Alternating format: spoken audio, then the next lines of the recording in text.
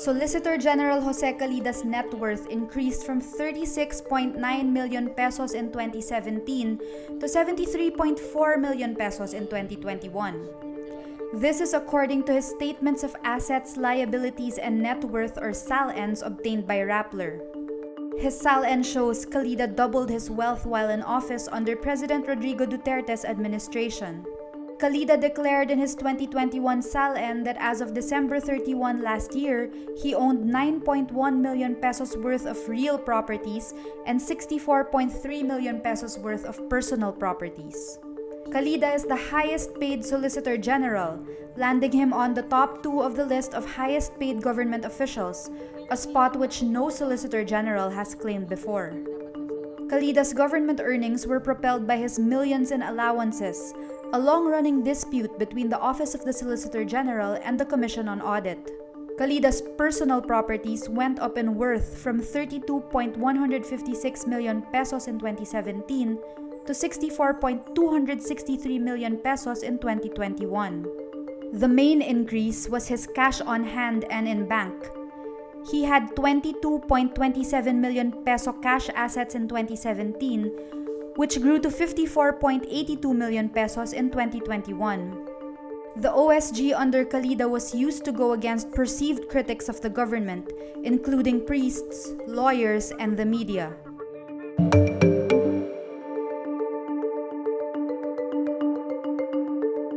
Criminal law professor Ted Te says the SUV driver who ran over a security guard in Mandaluyong City could have been arrested without a warrant on the principle of hot pursuit. But in this case, some lawyers observe the police took their time with due process. Te says, to say it is a continuing crime now to justify SUV owner Jose Antonio San Vicente's arrest without a warrant is untenable. San Vicente hit and ran over security guard Christian Joseph Loralde, who was directing traffic on June 5, before driving away.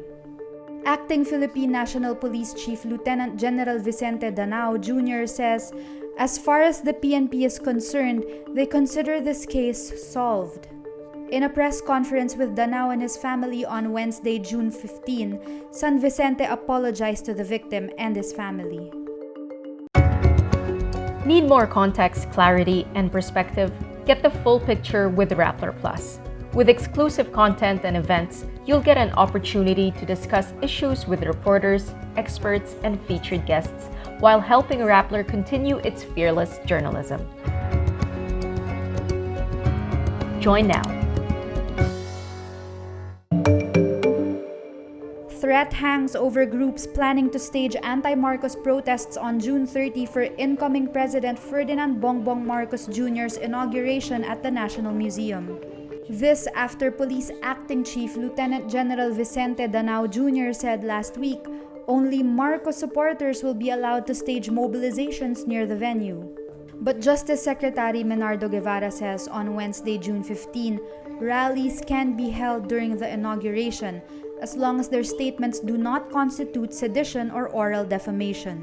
Criminal law professor Ted Te says statements or chants perceived to be defamation cannot stop a rally because Supreme Court jurisprudence says a protest can only be regulated if it poses clear and present danger, like calling for violence or threatening to detonate a bomb. The Commission on Human Rights also reminds government leaders and authorities in a statement on Wednesday that criticism or dissent is part of a vibrant and functioning democracy.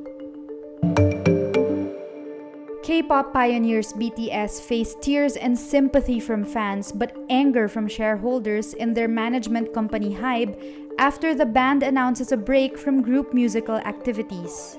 Many fans in South Korea lamented the news but sympathized with the singers who cited exhaustion as one reason behind the break.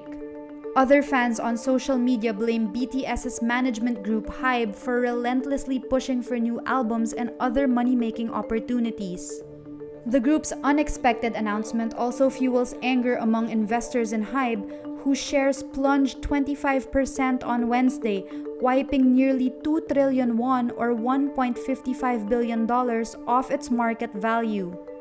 Lee Ki-hoon, a Korean financial analyst, wrote in a report that BTS's lack of public activity including the impact of military service, could result in a 750 billion won or over $580 million revenue loss in 2023. In waters off Boracay, teams of divers have started to rid coral reefs and the seabed of the large venomous crown-of-thorns starfish or COTS. COTS eat away at hard corals. Marine biologist Harondeo Vargas says on Tuesday, June 14, divers collected 613 COTS at Tinig Reef, a popular snorkeling site, and nearby areas in Tambisaan, Manok-Manok. Vargas says the effort seeks to stave off an outbreak. The Bureau of Fisheries and Aquatic Resources defines an outbreak as the presence of 20 or more of the starfish in a hectare of seabed. Vargas adds, manual collection is the best way of preventing a COTS outbreak. The BFAR says the presence of COTS also gives rise to food concerns since fish will no longer have habitats if reefs are destroyed.